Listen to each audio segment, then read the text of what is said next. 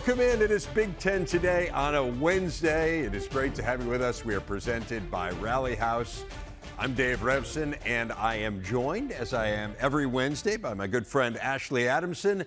Ashley, hello. What a week we've got ahead of us, right? I mean, you look at this schedule, all of college football, there's 4 games involving ranked teams going head-to-head, and we've got 2 of them as conference games in the Big Ten. Pretty exciting.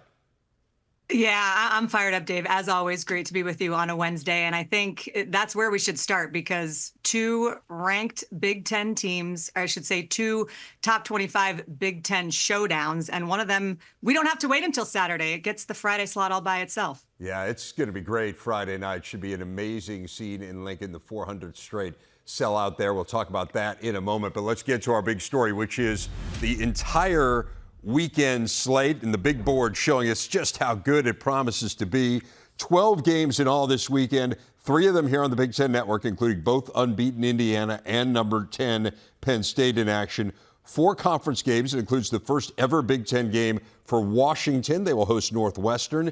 Tailgate will be there. The earliest ever playing of the Floyd of Rosedale battle. That'll be in Minneapolis. USC at the Big House for the first time since the late 1950s and just the second time ever. And then it starts Friday night with what, as I said, will be the 400th straight sellout in Lincoln. And just as we all predicted, 2 ranked teams going head-to-head, Illinois and Nebraska. Let's dive into the game in a moment, Ashley, but let's start with 400 straight sellouts. Yeah. I mean, it is really amazing when you think about that. It's a streak that goes back to 1962, so you had JFK in the White House. The first sellout crowd was about 36,000. Obviously, they're nearly triple that now, so it shows you the amazing growth and the interest in Husker football. And I realize there have been a couple times along the way where maybe they had to prop it up and sell some tickets in bulk to keep it going. But for all intents and purposes, we're talking about more than 60 years without a ticket available in Lincoln. It's a remarkable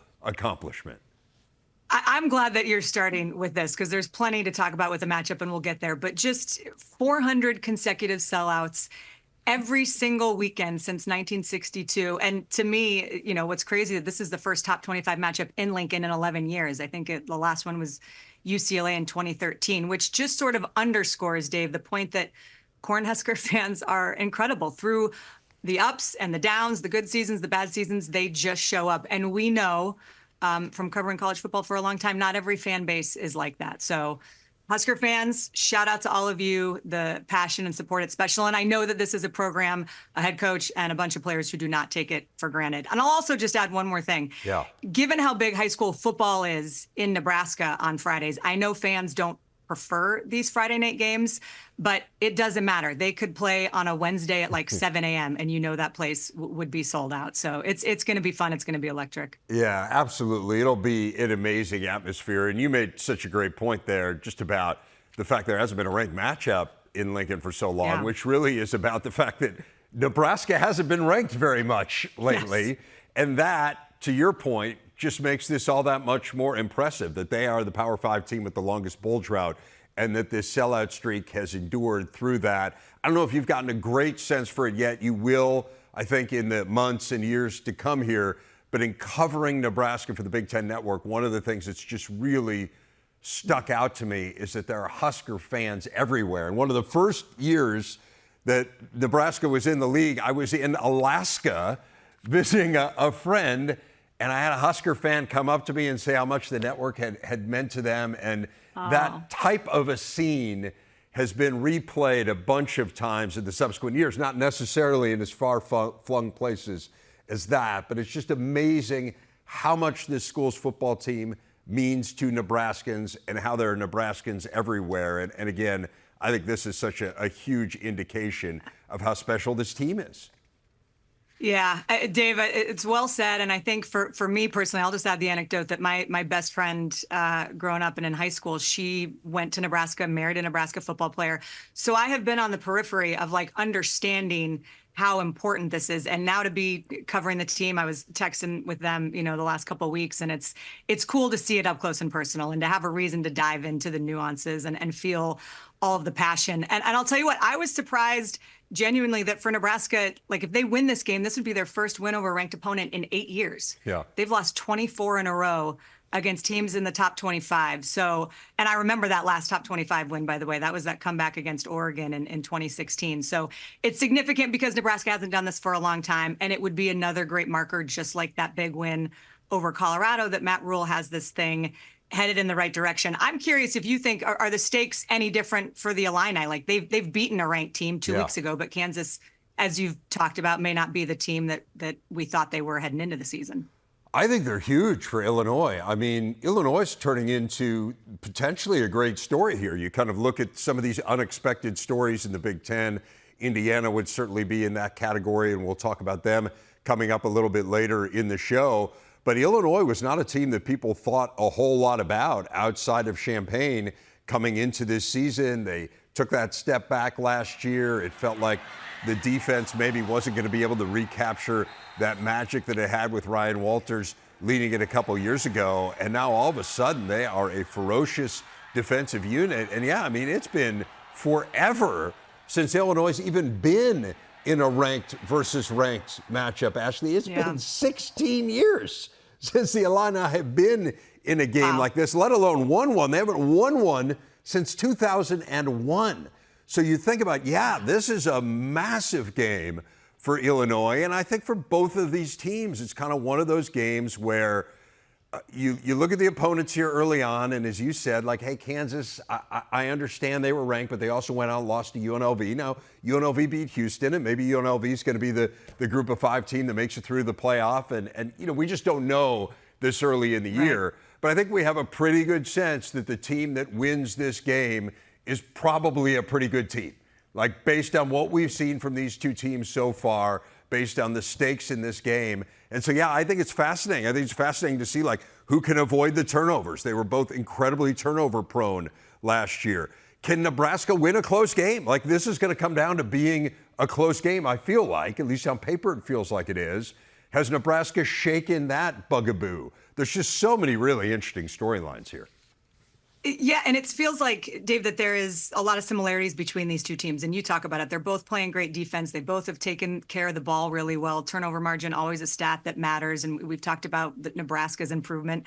I mean, Illinois, they're +8 in turnover margin through 3 games, which is incredible.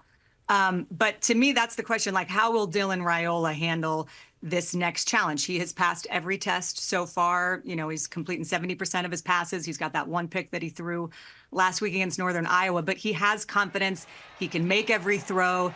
He's gained game day experience. He's played well on a big stage in an emotional rivalry game, but he hasn't yet had to lead his team to a comeback in crunch time. He hasn't yet had to make that play or that throw in a critical moment. I mean, Nebraska has yet to trail at any point in their first 3 games. So my question will be, will he be able to have that same poise and confidence with Xavier Scott and this Illini defense up in his face? Yeah, and just to put a punctuation mark here at the end on the quarterback battle, like, what about Luke Altmaier, right? Like, Luke Altmaier last year, I thought there were moments where we saw Luke Altmaier, well, this guy can be a top-end quarterback in this league. He has a really good arm. He can make every throw. He can run. Now, all of a sudden, he has 2 great wide receivers. I think Zachary Franklin's been a really nice addition, and Pat Bryant's as tough to cover as anyone in the Big Ten. So, really, both sides, I think the quarterback's really intriguing. That should be a great game. It feels to me, Ashley, I'm interested to get your take on this. It feels to me like the ranking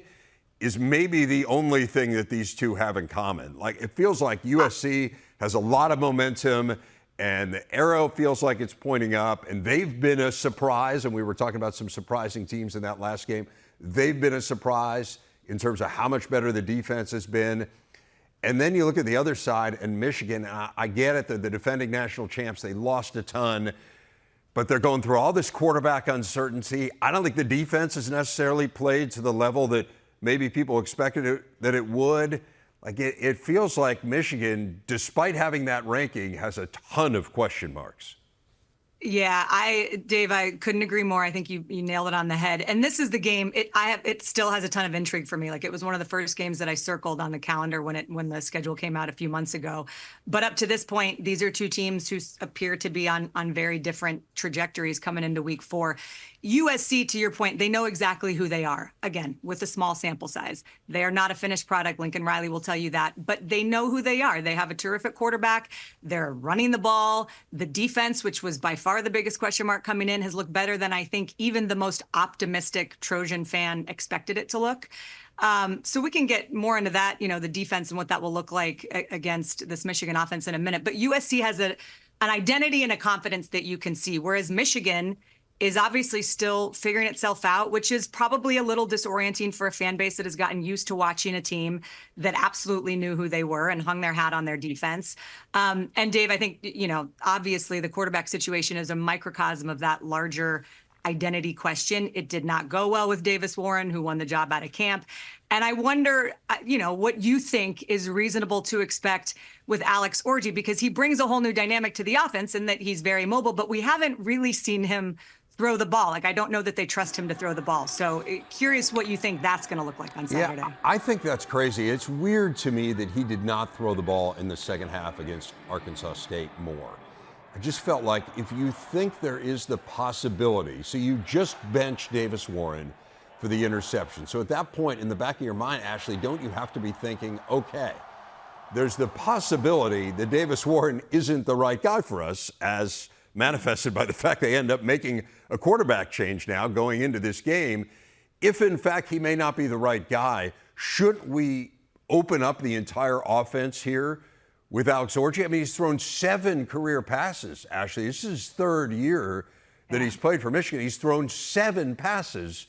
He's going to be their starting quarterback. It's just really curious to me that they're in this spot. Not that they've made a quarterback switch. Like, they started with the guy they thought gave them the best chance, but that they go to a guy and with opportunities, ample opportunities here, at least in 2 of these first 3 games, to get a sense for how Alex Orji throws the ball in a game situation. They've really given him very few chances to do that.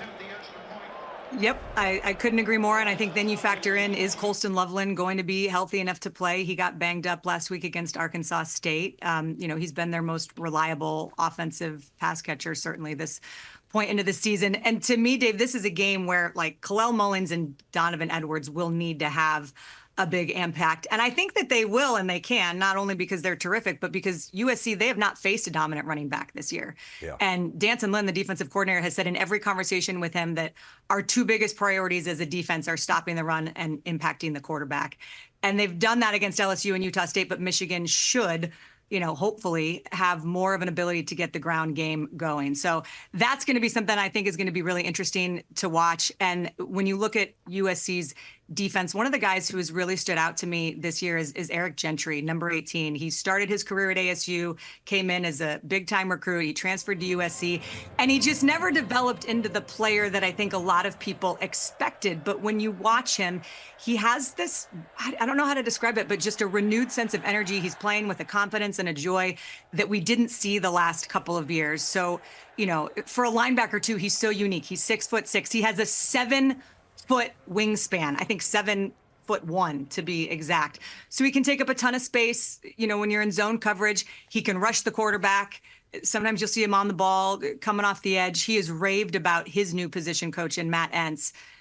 So to me, he's just a guy that represents how much this staff, almost entirely new defensive staff, the impact that they're having. Because I'll remind everybody, Matt Entz left a head coaching job at North Dakota State to be an assistant at USC. So it's going to be interesting to see what happens not only with the quarterback, but the run game, certainly when USC's defense is on the field. Yeah, that absolutely shows to me the dedication they had to improving their defense when you're able to pry a guy away from one of the best FCS jobs in the country to be a position coach. One last thought on this, Ashley. If USC wins this game, right, I remember looking at their schedule and just thinking, man, this is a daunting schedule. We've got LSU, Michigan in the first 2 of the first 4 games. Now, all of a sudden, if they win this game, like you look down the line at the tough games they have left, Penn State, Nebraska, Notre Dame, they're all at home. I mean, it's not unreasonable. I mean, this isn't a great revelation, right? They're ranked 11th in the country. It's a 12-team playoff. But I just don't think we started the year thinking about them as a playoff team. But you win this game, and man, I think you're in great shape. I know it's really early, and I hate focusing on that because the games are the games, and I want to celebrate all the great things about the games. But we're always talking about who can make the playoff, and I think USC becomes really legit if they win this game. Yep.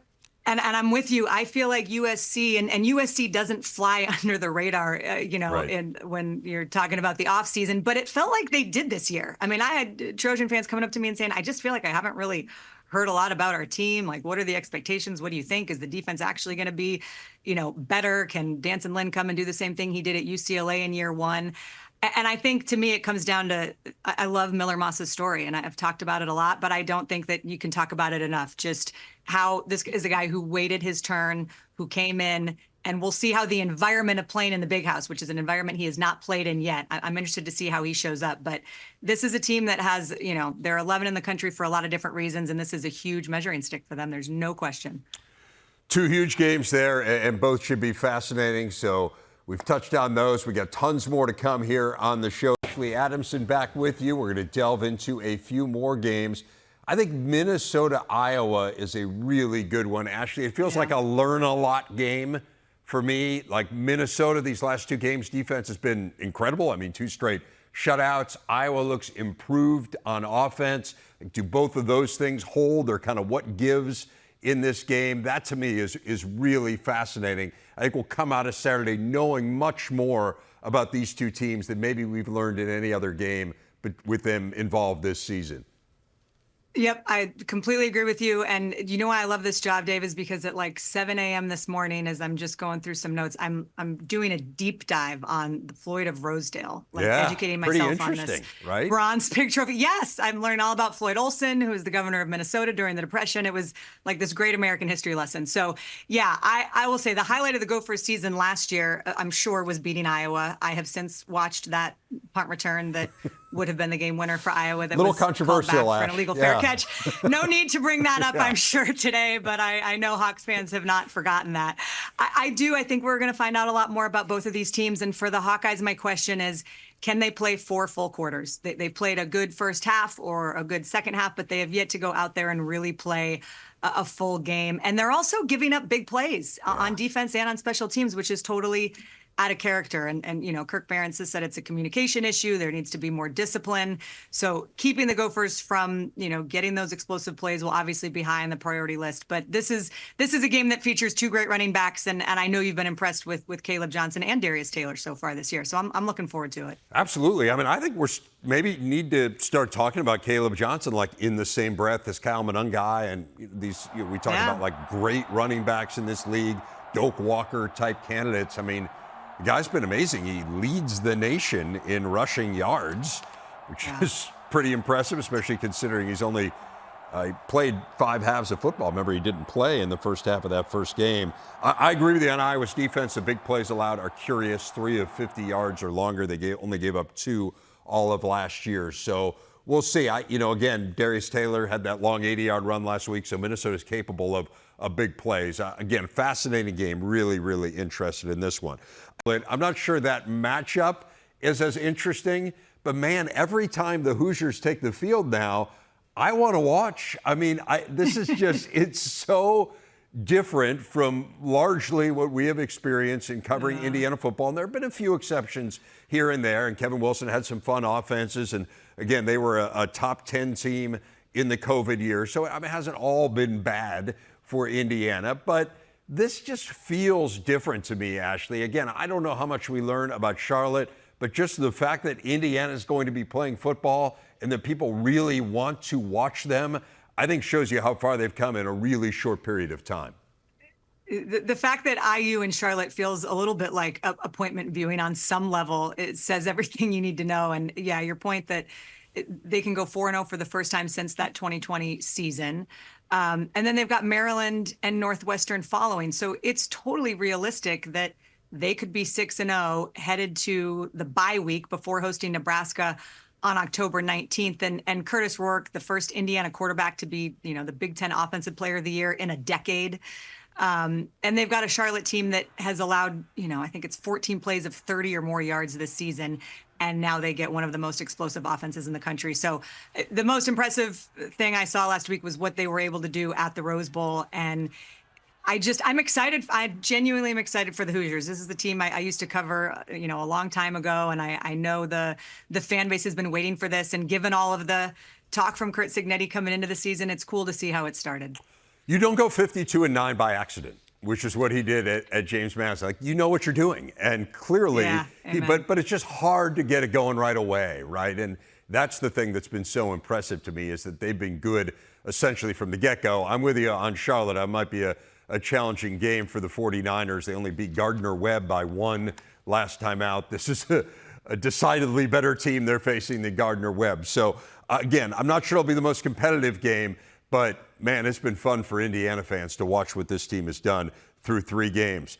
The Eagles have been really good here under Bill O'Brien. They gave Missouri everything that they could handle last week. This is an interesting challenge in my mind for Michigan State. What stands out to you as you kind of pair these teams up against one another? I will say, in full disclosure, Dave, as a graduate from Boston College and someone who loves that their team is actually even in the conversation for the first time in what feels like a long time. At the beginning of the season, I was not looking at this game as the test that I think now it is going to be for Jonathan Smith's team. And you made the point there about Missouri. They shocked Florida State on the road to open the season. The Seminoles are, of course, now 0-3, so that win maybe not as impressive as we thought. But to go toe-to-toe on the road against Missouri and lose by 6, Bill O'Brien has this team on a totally different trajectory. A coach, obviously, Big Ten fans know well. And there's just a lot of excitement in Chestnut Hill, so the environment's going to be good. And I think what's cool is that there are some similarities. That the same can be said for Jonathan Smith. He has come in and just reinvigorated Michigan State football and the fan base. And I think this game, for a non-conference matchup, carries a lot of weight because of where these two programs are, and I think where they're both headed with their first-year head coaches. To me, the run game is something for Jonathan Smith that he's been talking about. He just wants to get tougher in those like 4 to 6 yard runs. They've had some explosive long runs. Nate Carter and K'Ron Lynch-Adams both have gone for 60+ yard touchdowns. But the consistency that Smith has talked about to get those runs that just help keep the offense on schedule and keep the defense honest, so that Aiden Childs can take those shots downfield, which, as you and I know, he loves to do. Yes, he does, and he has the arm to do it. I just think it's really interesting from Michigan State's point of view because of how tough the schedule is, too. And we were talking about this even when we were on the camp visit in East Lansing about what this stretch of schedule was going to mean. And I don't think at that point we realized that the Boston College game would be included in that tough schedule stretch here, Ashley. But you look at the next 5 games are all against teams that have been ranked at some point this year, 6 of the next 7. And the one team that hasn't been ranked in that next 7-game stretch is Indiana. And based on what we've seen from the Hoosiers, they may be before Michigan State faces them. So I think this is the case with Michigan State to a certain extent. It's the case with Purdue a little bit too. I think there's that much more of a premium on the game this weekend because you know what's ahead. And I'm not saying they're fragile. I mean, Michigan State's 3-0, right? I mean, they've been really impressive so far, but you could see that if you don't win this game, there just aren't a lot of chances to get your footing back here in the subsequent weeks. So I think this takes on a heightened importance for that reason. Yeah, there's no question to be able to go into that gauntlet, or I guess continue the gauntlet at 4-0. I go back to why that win over Maryland on the road was so important, and that game-winning field goal. This could be a very different. It's just the game of inches, right? It's like you're never. It's why Coach I'll always say you're never as good or as bad as you think you are. So it's going to be fascinating to watch, and we'll be tuned into this one together on Saturday. I'm looking forward to it. We will indeed. Should be a ton of fun. And again, all those games on Saturday, but there is the big Friday game that we were talking about. And coming up, what a start to the season for Nebraska. 3-0 for the first time in 8 years. Back in the national rankings. Freshman phenom at QB, a stout defense, and the national spotlight Friday night against Illinois. Kylan Mills catching up with Matt Rhule for our big interview. Coach, great to see you. Thanks so much for the time. How's it going? Oh, it's going well. Thanks for having me on. All right, well, your Huskers off to a 3-0 start this season for the first time since 2016. You've been really fun to watch. Before we dive into this Illinois matchup that's coming up this weekend, I want to know, what do you think is the strongest part of this year's team identity? Well, I think we play great defense. I think our guys really on the defensive end, from top to bottom, they run to the football, they strike, they get off blocks. We can rush the passer, we can cover. So through 3 games at least, I think that's been our strength. Well, you've only allowed 20 points in those 3 games, so I think that's a pretty good marker. But you also had a really strong defense 1 year ago. Where have you seen that group take the biggest step forward? Well, we scored twice on defense. Last year we did a lot of good things on defense, but couldn't really get home with a 4-man rush, which we were able to do against Colorado. And it only took the ball away 14 times, and already we're moving ahead of where we were, last year. How about the offense coming along, too, averaging just about 34 points per game behind your freshman quarterback, Dylan Rhule? What have you seen from him specifically that has impressed you the most? Well, I think the biggest thing is, obviously he's taking care of the ball while still being explosive. It's one thing to take care of the ball and, just check it down every play, but we've been able to push the ball down the field. I love the fact that he's getting the ball to all of our playmakers. It's not just fed through 1 or 2 guys. We have a lot of guys that we want to get the ball to, and he's just playing the plays, man. He doesn't make it bigger than it is. We call a play, he executes it to the best of his ability. He's a lot of fun to coach. He's also been a lot of fun to watch, so we appreciate that. Now, one interesting fact about your team is that you're outscoring opponents 51-0 in second quarters of games so far this season. Why do you think that is? I talked to the team about it the other day. I think we do a good job of, conditioning-wise. I think our guys do a good job mentally of staying focused and not losing concentration. But we've been able to sometimes, score, get the ball back and score right before the half. And so I think our guys are managing the 2-minute timeout, managing the end of half the way that we want to play at a really high level so far. If you could take us inside of practice, how much does going up against your strong defense help your offense prep for a game like the one coming up against Illinois? Well, a lot of the things that we do defensively are similar to what they do. I mean, they've got a great front. They've got great cover people, really well-coached secondary. They take the ball away. And so when we go against our structures, it's been good practice for us because it prepares us for a game like this. And, we've got good pass rushers. They've got good pass rushers. So it's a great, matchup. We're really 2 mirror image teams of each other. What are a couple of other keys then that you're watching for that your team has to execute to be successful against the Illini? How do you beat a team that's so similar?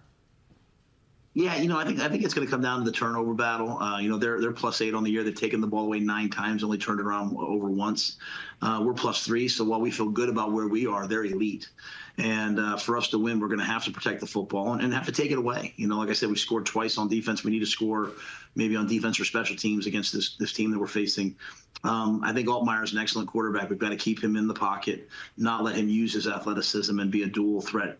And their run game's power run game. Their wideouts are explosive, and I talked about their defense. So for us, if we can contain the 2 wideouts, try to slow down the run game, score some points, and maybe win the turnover battle, that's our best chance to win. Another thing you'll have on your side is that crowd at Memorial Stadium under the lights. I mean, this team just sellout after sellout. What have you seen from the fans that has helped this group? Yeah, I think this year, we've had 2 night games already. We've obviously 3 home games already. It's been dynamic. The student section, our crowd, the light show in the fourth quarter, all the pageantry around the game. And the great thing about Nebraska fans are they're smart fans. They're football fans. They understand the game, and so they know when to be loud. They've really affected the game for us. Last week, a crucial 4th down play, they snapped it too early. So puts a little bit more duress on opponents because our crowd's willing to do that for 4 quarters, and this is our 400th consecutive sellout, so it's a big night for Husker Nation. Just curious, I know as a coach, you're looking at one game at a time, but as you do look ahead, the expanded conference, there's so much competition, you're going to go into some tough road environments. What's the message to your team about sustaining success throughout a very long and grueling Big Ten season? Yeah, we talk a lot here about competitive stamina. Anyone can do it, do hard things once, they can do them twice. It's can you do hard things consistently over and over and over again, and not just get through them, but attack them and almost like the grind, like the suffering, like the pain. And so that's what the Big Ten is. It's a grueling contest. The weather hasn't even started. It'll challenge you in every single way. And what we want our guys to do, this is a short week. This is a challenge, right? Playing an excellent team, that's a challenge. So, but that's what you came to Nebraska for. You came to Nebraska to be challenged in this way, to play these types of games. And for a lot of our guys, it's their first big game like this. And I want them to not just get through it. I want them to attack it and do the best they can. You just mentioned the Big Ten weather in the Midwest. I know that's something you said was an adjustment for you in year one. How are you more prepared in year two? Have you loaded up on your winter gear or what? I think for me, really, it's the wind as much as anything, and so, we look forward to late in the year, but, we've built our team. We are not just a spread offense. We can spread it out and throw it, but we want to be able to run the ball downhill. We want to be able to stop the run. We want to be able to block field goals, all the things that it takes to win in this type of weather. And you just very simply have to go back to what, the great Husker teams did. You have to go look at what, Iowa's done and say, okay, here's the recipe for winning in this part of the country. So, while slinging the ball around is nice, there's going to be a day where there's 50-mile-an-hour winds, and it's hard to do that. And we're trying to build a team that can really excel in all the different environments. Hand warmers, the other key. You got to make sure you're staying warm there on the sidelines. Well, Coach Rhule, thank you so much for the time. We really appreciate it. Best of luck on Friday night. Thank you so much. Back on Big Ten today. And yeah, one of the great stories this season has been that Illini defense. Aaron Henry's group, a big reason why. They're 3-0, ranked 24th in the nation. They forced 9 turnovers in 3 games. 4 of those takeaways coming courtesy of Xavier Scott. He spoke with our Kylan Mills about what's been going right so far and what we should expect Friday night in Lincoln. Xavier, appreciate you joining us. What class did you just get out of? You got to fill us in. I just got out of my communications class. I'm taking a little speech class, so I perform and I talk in front of class a lot, though. So it just helped me, interviews and stuff like this. Okay, then this will be a good test of how you're doing in speech class here on the Big Ten Network. Let's start off with how your Illinois team has played as of late, off to a 3-0 start for the first time since 2011. You've been on campus for a couple of seasons. What feels different about this year's squad? I just feel like we're just more of a connected unit. We all, believing in the same thing, going into each and every weekend, and we just see the growth of, just each individual on both sides of offense and defense. And, we just taking advantage of that. And, we just getting prepared for every game, and just trying to stay 1-0 each and every week. We got to talk about your play in particular. You just had your 3rd interception in 2 weeks. Looking at your stat sheet from that game against Kansas is absolutely ridiculous. What is it that's allowed you to read defenses so well and make those big plays right now? Yeah, I just try to prepare for, each and every game as much as possible, just reading, just splits and, just how the receivers, just play and just, come off the ball. But I just, was blessed with a lot of opportunities, that game. Coach Henry put me in, some great positions to, make plays on the ball. And, I feel like, that was just my game. And we knew that it was a rematch game from last year. And, we just came out and played hard. And I was just able to, capitalize on every opportunity I had, out there on the field. You were fantastic in that game. It was so much fun to watch. Now, some important context about how you're playing right now is the fact that you missed most of the offseason recovering from a right knee surgery. You didn't get to play in spring ball, which is typically a critical time for players to develop. How were you able to better yourself during that time? Yeah, I just stayed connected with the guys. A lot of young guys got an opportunity, just play in spring and, be out there in the field. And I was just wanted to be the best, coach out there to those guys. I was very active on the sideline and just taking mental reps, just not just sitting on the sideline, just watching the practice, but actually thinking, if I was in this, what would I do? And, just being that help to those young guys out there. Let's shift now to the Nebraska game coming up this weekend, a huge one for your Illinois squad. The Huskers also 3-0. Their 5-star quarterback has been really good so far. They've got the run game going. As a defense, how do you try to slow them down? Yeah, they definitely oppose some good offense. They're, like you said, the quarterback's usually a young quarterback, but he played older than what he is, and just as much as we have to play them, they have to play us. But we just looking at what they do basically offensively, and just try to minimize those opportunities for them, and come out victorious on Friday night. You also get to play against your offense day in and day out in practice. And I'll tell you what, quarterback Luke Altmaier seems to have made a major step forward this season. He's got weapons around him. What sticks out to you about your offense's play to this point in the season? Yeah, like you said, we got some weapons from the running back to the receivers. Those guys been playing very well too on that side of the ball, and just playing those guys throughout the off season, just prepared us for these upcoming opportunities. So we'll be ready. Also important to point out, you've played the last couple of weeks at home. You are going to be going into a very hostile road environment. Packed stands at Memorial Stadium, under the lights, a nationally televised game. How does your team try to manage that atmosphere and environment?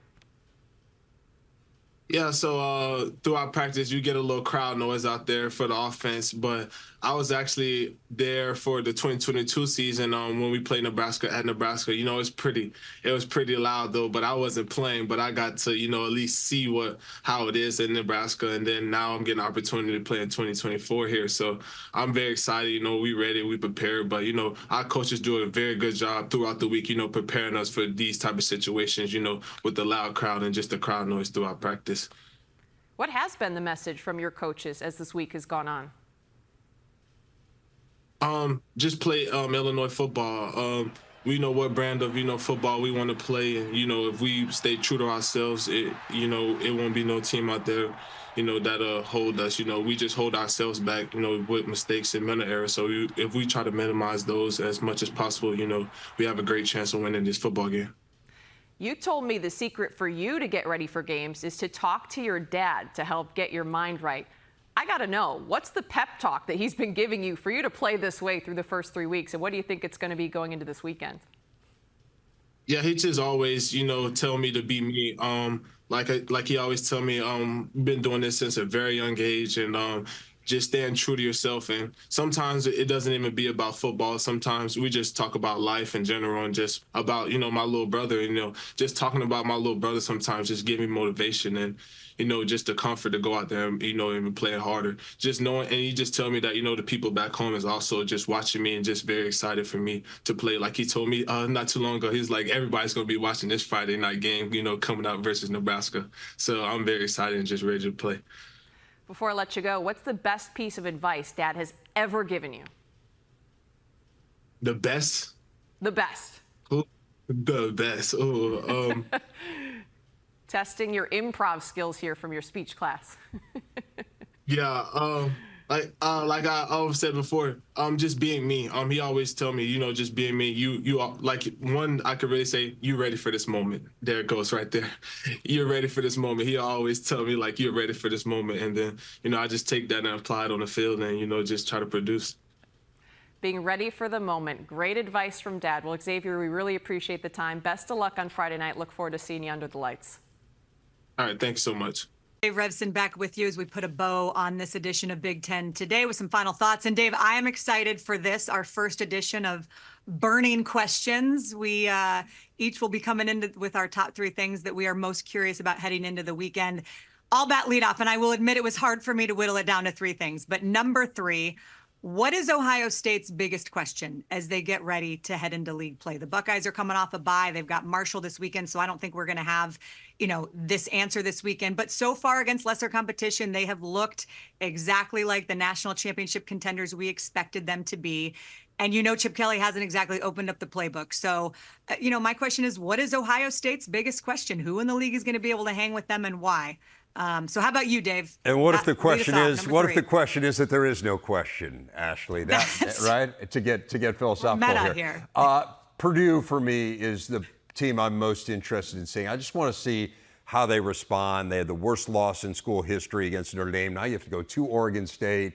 Oregon State just lost to Oregon, so they're not going to be in a great mood. Purdue's schedule is very difficult, 5 of the next 7 against ranked teams. I just feel like they have to play really well this week to keep things from spiraling here. Yeah, and for that exact same reason, I'm interested to see what UCLA is going to look like on Saturday at LSU, coming off that huge loss to Indiana. What is going to be their demeanor, their approach? No one expects them to win in Death Valley, but what have the first two games taught them? Can they be more organized, confident, opportunistic, and put that game at the Rose Bowl behind them? Because you know their schedule is no joke coming up, Dave.